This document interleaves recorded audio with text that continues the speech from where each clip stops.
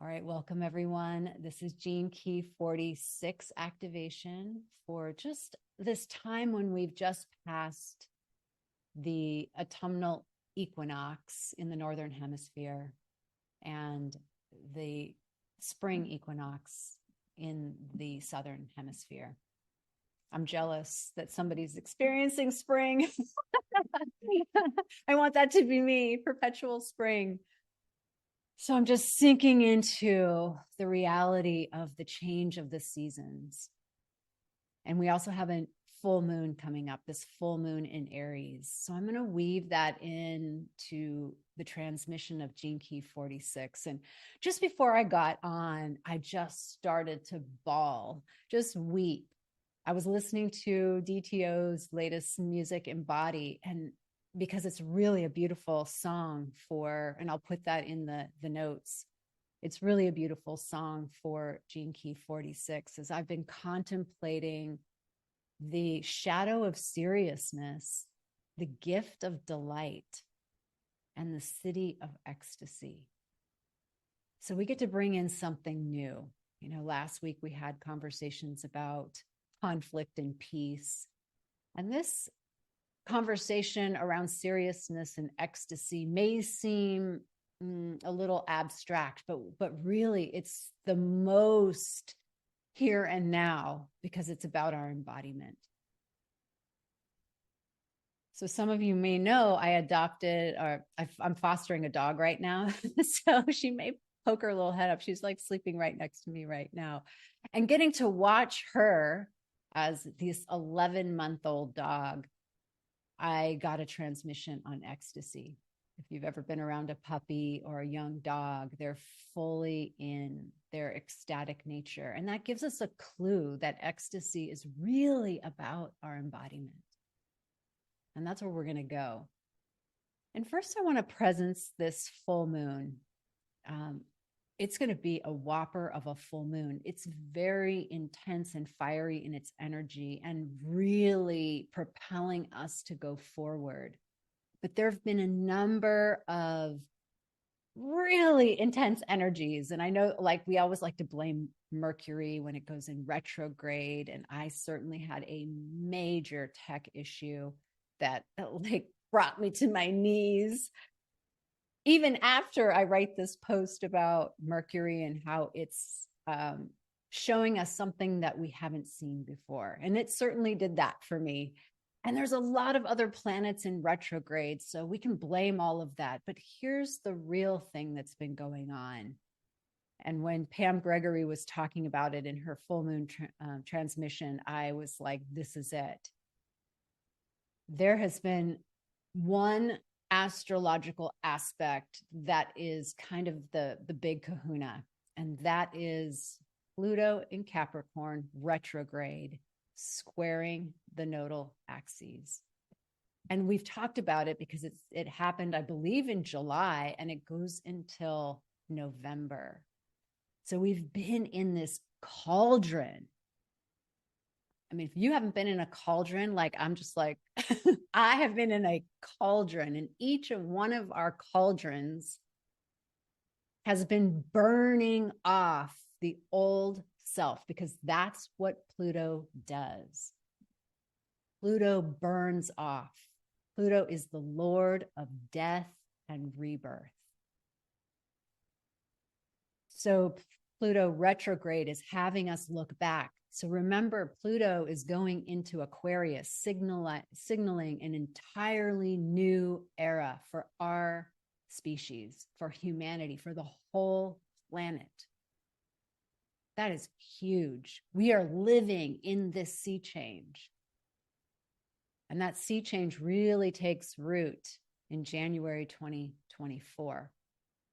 But we've had some back and forth, like, let's go into the future and get a little taste of it. No, let's go back and clear that crap that needs to be cleared so that we can go into the future. And it's at 27 degrees in Capricorn. So if you have a planet in your chart at 27 degrees, which I happen to have my sun there in the 8th house. So now I'm understanding more about this double death and rebirth. And that's squaring the nodal axes, the south node, the north node, where we've come from in our karma, where we're going in our future dharma. So Pluto is directly involved in the letting go of the past and the moving forward. And I don't know about you, but it has been intense and brutal for a lot of people. I have witnessed so many people in my community leaving their relationships, moving in big transitions, health scares, health issues, work issues, money issues, whatever it is, path issues, even things that are not bad, but they're just major change, like pivoting. Because as Pam Gregory says, this Plutonian energy is operating like a vice. And I'm doing this with my fist. It's like squeezing. And today, the programming partner of Gene Key 46 is Gene Key 24 in the shadow of constriction. So it is creating on purpose a constriction. To think about it, like when a rag is being wrung out, things that are not supposed to be there anymore, that don't get to be there anymore, are leaving. And we are really at a choice point, because we have free will to resist it. And we also can read the writing on the wall of where we are going. And so I know a lot of people in my community have had to have really hard conversations with themselves and others. I always like to tell you the things that are going on in the background, behind the scenes of the Evolving Sisters Network, because I feel that when we're up to a big vision, one of my solaces has been to learn from others who've been up to a big vision. And if I only read about how amazing it all is and how much of their successes are, just like marketing likes to convey to us, then what ends up happening is I think there's something wrong over here. Like, oh my God, I must be a total idiot. I must be a failure. And so I love to read like Vishen and Mind Valley. He always talks about all the things that went wrong. And I'm like, thank God. And he survived. And so we had this big tech issue, and some of you are inside of Many Mothers, and we got the portal locked down, and there was this bug. And I have to tell you this because a miracle happened. And I always like to tell this group about the miracles too, because we've talked about this with in some of our transmissions about where miracles come from, what realm, and how do we source them. And I have been, since I did that course with the Shift Network on superabundance, I have been really working with the miraculous, really working with what we know as World 24, the world of the imaginal. So I was deep in my seriousness, Gene Key 46. I'm trying to solve this problem deep in my seriousness. Anybody ever try to do that from their seriousness? Yeah. I mean, does it work? Yeah, not so much. You kind of spin around. Yeah. I mean, sometimes it does, right? Because we got to solve problems and they seem like it's software code. So it should be like really linear. Well, my guy could not figure it out. And he spent a lot of time trying to figure it out. He isolated it and he knew what it was. But the 500 code, as I was sharing on Many Mothers, is a code that says there's something wrong, but we don't know what it is. So we lived for that and then ultimately created another solution. But I think it was on Wednesday night or Thursday night, I sent one of the software companies a message. And I was exasperated, just like, seriously, people are not able to get in. And those guys just took it on. And that's not quite yet the miracle. The miracle was they were going back and forth, and I got my developer involved because there's just stuff I don't have any clue what it means. But they sent a message back and they said, we found the code, we found the corrupt code, and we fixed it. And here's the miracle. They were not the ones who created the corrupt code. It was another company that created it. And they're a big company. We had a free installation. We're using the free version, so there's no help on that. They do not fix anything. And I sent my developer, that message, and he said, not in my entire career of working with help desks have I ever heard of a company fixing another company's code. And I was just like, there's my miracle. There it is. Everything is possible. When we touch into that imaginal realm, everything is possible. And just like Gene Key 46 says, in moving from the shadow of seriousness to the gift of delight, to ultimately this spiritual orgasmic ecstasy at being alive, we enter through the heart. We enter through the purity of the heart. Remember Gene Key 12. Gene Key 12 talks about purity. The pure in heart are those who inherit the kingdom. So the imaginal world, the world of the miraculous, is really not here for our own personal gain. And yet, I gain, we all gain through having this code fixed. But the purity of the heart is the intention of what we're really up to. And so when we're up to something pure, and when we're up to something that is in alignment, so I've been deeply involved right now with the Gnostic texts, the luminous texts of the Gospels, of the transmissions of Yeshua and Mary Magdalene. I've just been immersing myself. And there's so much of this teaching around the heart being this doorway into the imaginal world. That's not your normal, biblical upbringing, because they left that part out, right? Because that's the part that's going to empower people to live in their sovereignty and have direct alignment with what? With their true nature.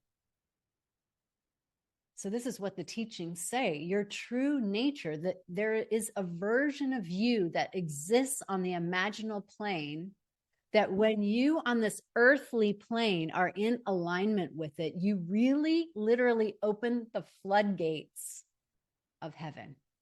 Do you believe it? Yeah. And so when things aren't working, and Yeshua says this inside of the Gospel of Mary Magdalene, when you have passion of the heart that's not connected to that source point of origin, it goes off the rails. And I don't have full gnosis on that. I am deeply interested in that, because it's like the teachings of archetypes.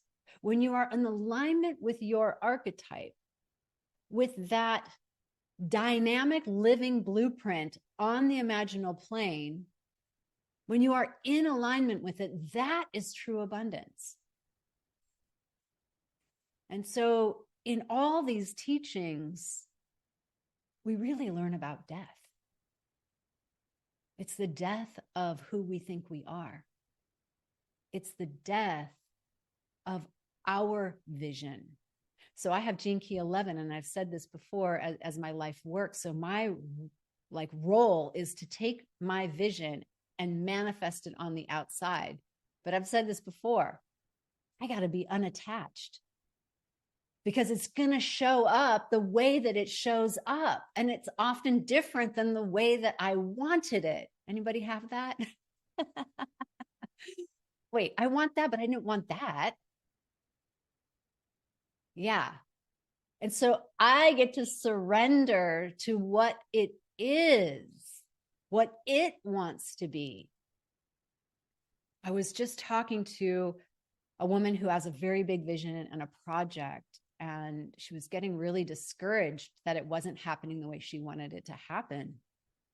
And I know this territory really well. So I was like, okay, well, here's what's happening in that. You get the vision. And then you get to let go of the way that it starts to look and shape. And you get to get curious because you're still a participant. You're still a co-creator. So just because we want people to do it this way, but they want to do it that way, as leaders, we follow what the people want us to do, because that's the co-creative dance that we're in. It's not, even if you're a manifestor in human design, it's never about the way that you want it. It's just the ability to initiate as a manifestor. And then you are in your dance with life, as we all are. So Gene Key 46 finds itself in this beginning. You know how we're in these rings, like the ring of alchemy, the ring of divinity, the ring of light. Now we find ourselves in the ring of matter, mater, mother, the ring of what it means to be human and the ways we are stuck being human. And I love that we begin this ring of matter with 46, because 46 is like, if you have really 46 down, you pretty much don't need anything else, because 46 is just the enjoyment of your embodiment.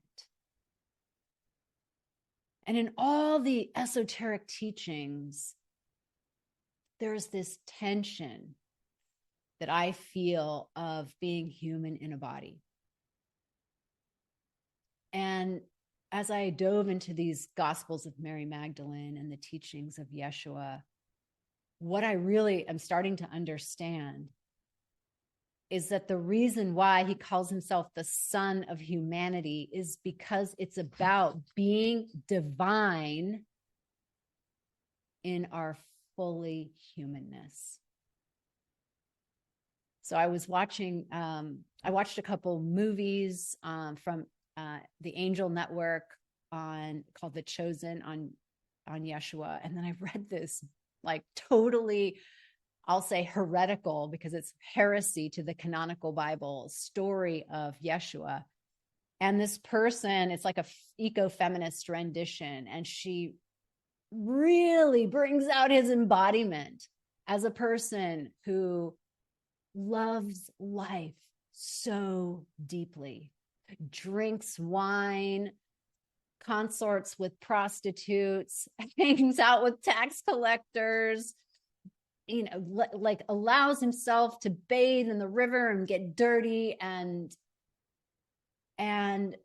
to really love life, and through that love children. Like when I think about this dog sitting here, love dogs, love life, love children, bringing the fullness to our humanity.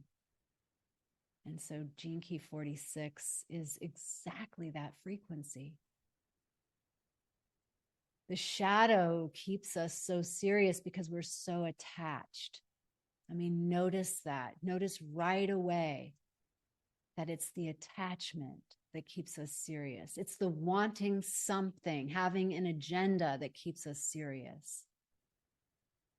And that seriousness is not only a buzzkill, it actually squashes your life force energy. So on the way to ecstasy, and ecstasy can be described as a state, not a stage, right? It's not a stage of development, meaning it's not permanent, incremental growth along the spiritual path. It's a state. So it can be fleeting. And I'm generally not a teacher of states. I'm a teacher of stages. I don't care if you astral travel. I don't care, because what I care about is what kind of a human being are you every day.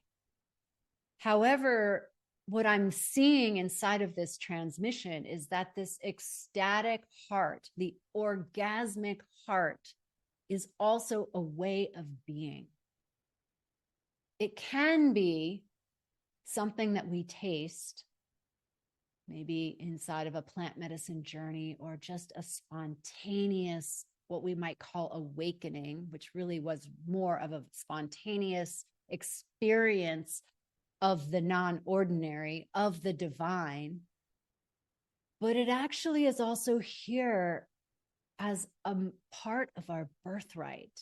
And I'm seeing that that is really what, to me, what Yeshua was here to do.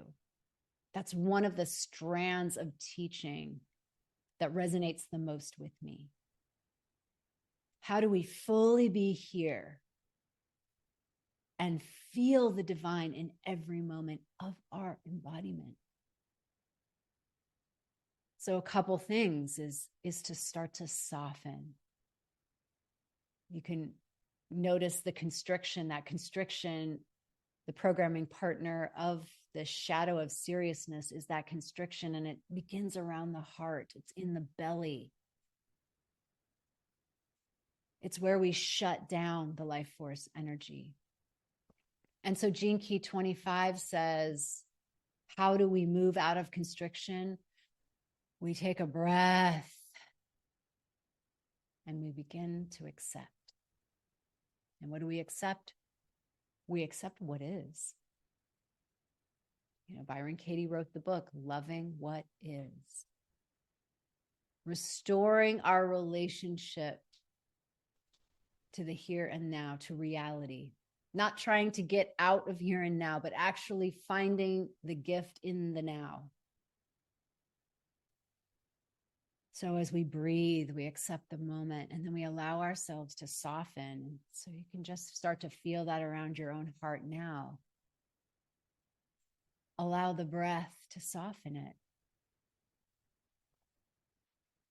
Allow the juiciness to start to come in. Maybe it's like a movement. Maybe it's like a touch. You know, this Gene Key 46, the softness, the touch, the way that a fuzzy blanket feels on you, the way that a mango feels like in your mouth. This is 46. This is the sensuality of our embodiment. The sensuality meaning the five senses. What we can see. I mean, in the Ayurvedic tradition, part of healing is to like look at beautiful colors. When I was in India, there's like walls that are turquoise, just like Cuba. And here, like white walls, right? So color, let color be your therapy. Let sound be your therapy. We have a screeching hawk outside. It's like, let nature and the sounds of nature be your therapy. Let touch be your therapy.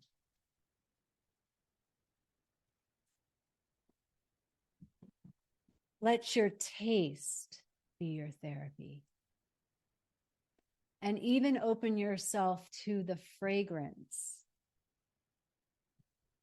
It's so interesting that there are times when you can have a spiritual experience and you can smell it.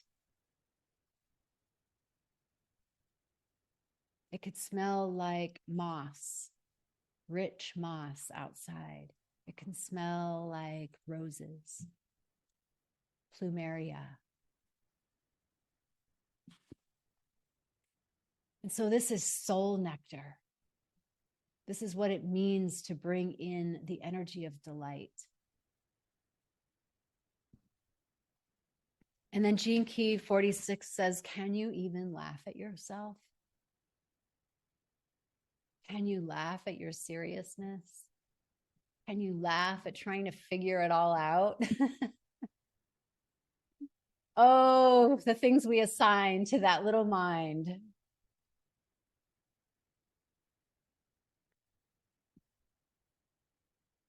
So Gene Key 46 in its ecstasy says, breathe deeply, relax, and soften into life. Let it take place right now here in human form. How do we let that level of beauty into our being? How do we let that level of beauty into our being? Just breathe that question in. Live the answer to that question. When we were talking about the sacred no a couple of weeks ago, this is what I presenced. Like when we are in charge of our attention and we are not on autopilot, so we have, or we catch ourselves because autopilot is insidious. That's why it's autopilot. But when we catch ourselves and we allow ourselves to wake up from autopilot, we come back into our agency. And that agency then allows us to make discerning choices. Where do I want to spend my attention?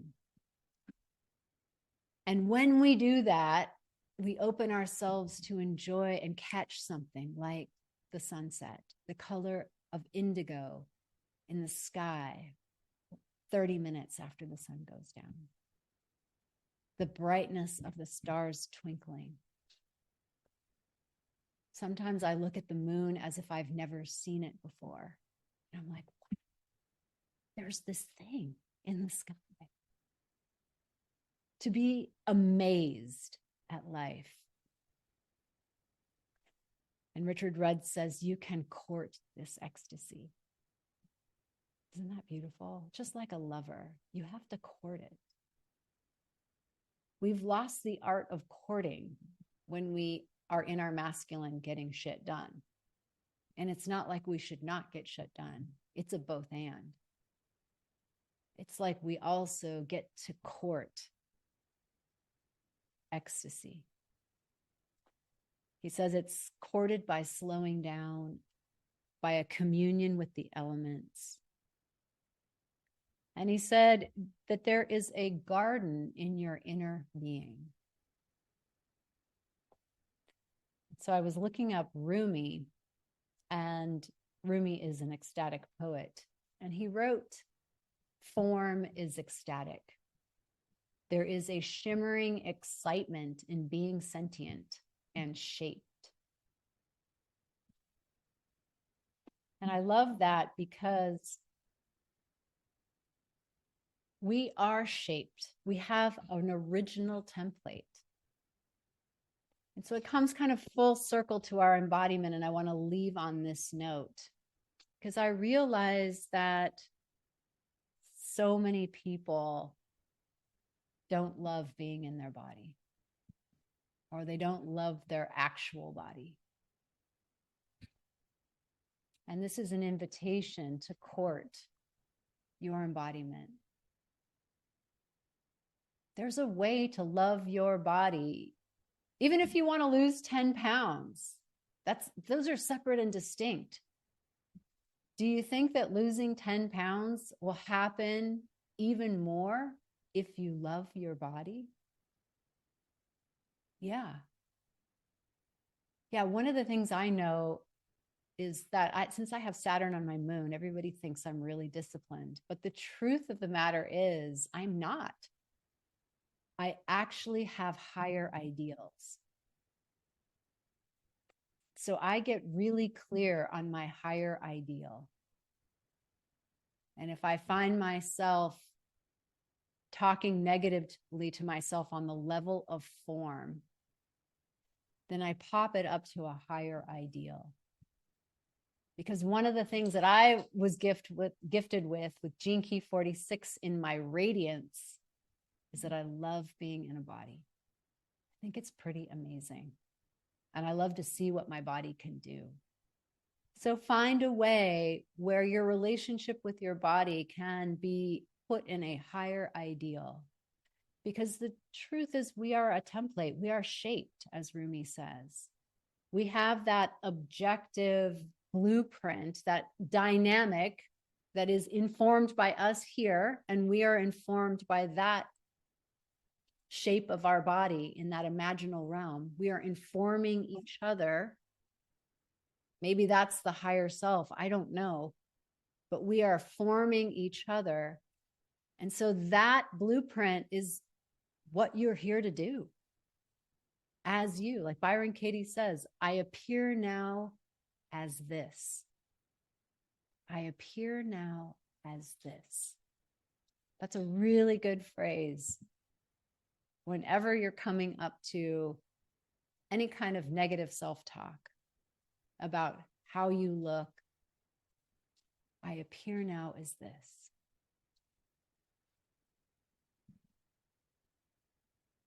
So let's take a deep breath before we end. Come into your body. See if you can feel the energy permeating every single cell of your body. As we start to allow the aliveness, start to be aware of the aliveness that's in every single cell. In Kundalini Yoga, we have this statement, Aung San Waiguru. Every single cell vibrates with the ecstasy of the divine.